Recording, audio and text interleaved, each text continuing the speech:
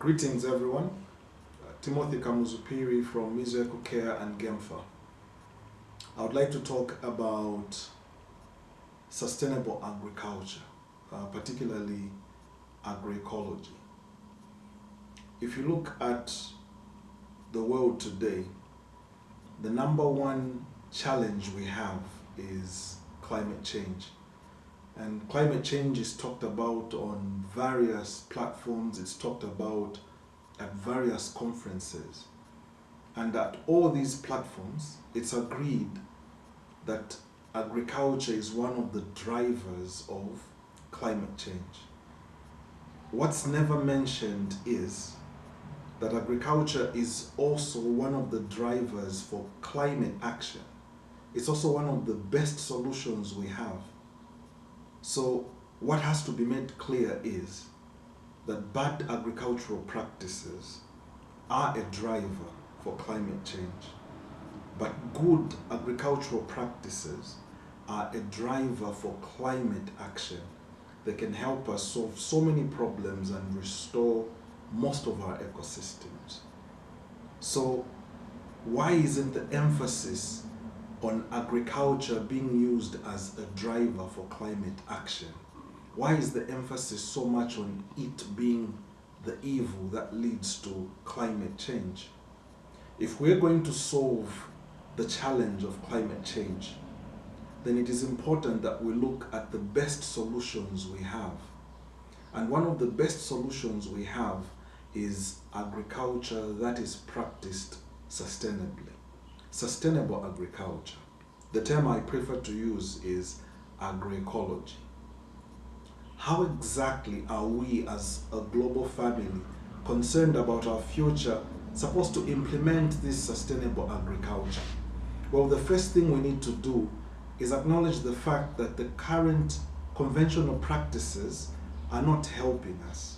We need to embrace more sustainable practices.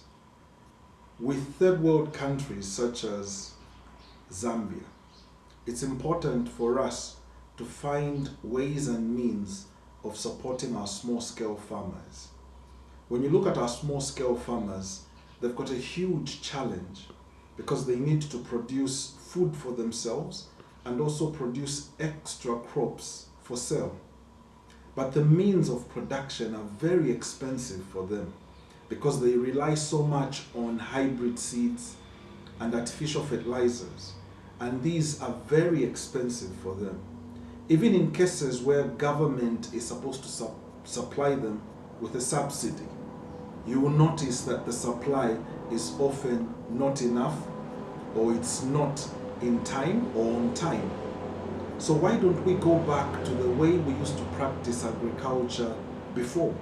Why don't we tap into our indigenous knowledge systems so that we can rely on local seeds, heritage seeds?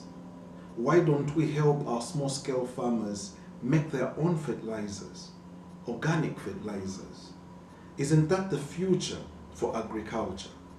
Now, people will argue that conventional methods of farming and commercial farmers are responsible for most of the food we eat. That is not the case. In Zambia, 80% of the crops produced are actually produced by 70% of the farmers. And that 70% demographic represents small-scale farmers. So even with the hardships that they are currently facing, they are still producing the majority of the food. Imagine what will happen if that productivity increases and the cost reduces.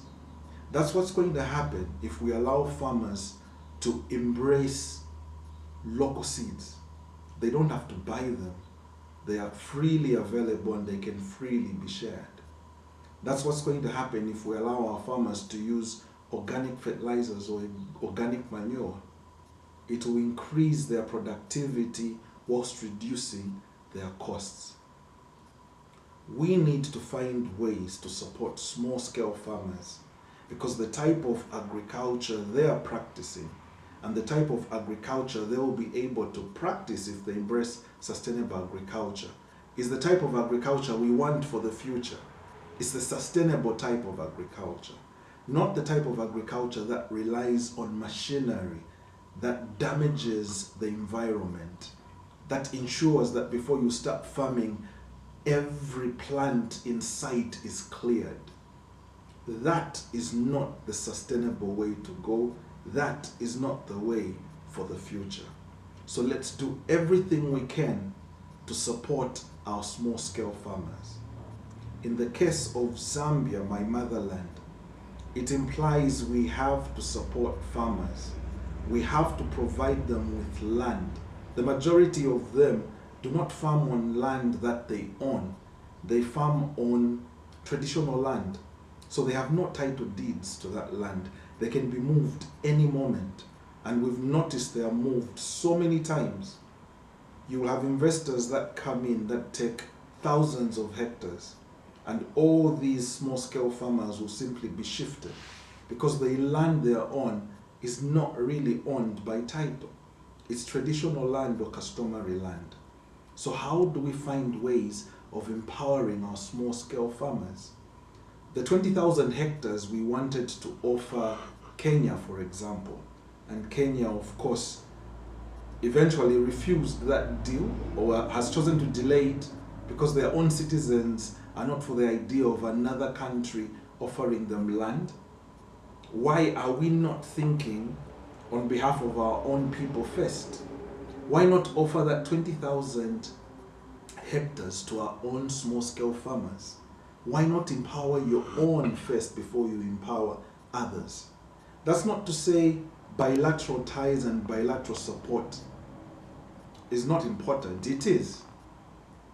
But you need to support your own local farmers, small-scale farmers. You need to empower them first before you empower farmers in a foreign land.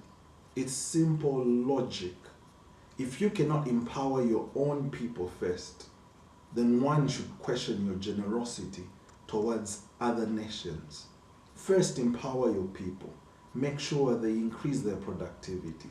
Make sure they increase the quality of life that they live.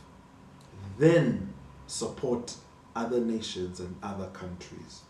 These are a few of the things I wanted to share with you, and I hope we continue to talk about them in future sharings. Thank you so much for listening.